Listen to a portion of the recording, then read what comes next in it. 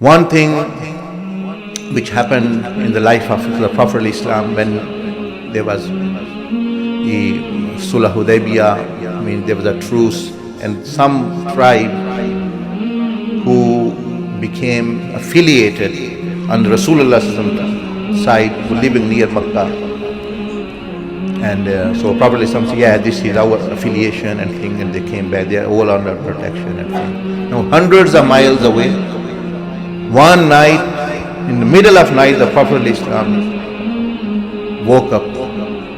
He was shown the vision that actually Aisha or whoever, the mother of believers, they said, the Rasulullah said that, oh, that person from that tribe is calling me and saying that the Meccans have broken their truth and they have killed our men and looted and done that thing. So Prophet Islam said, prepare for a response. And he said, he was saying, I am coming, I will respond to you.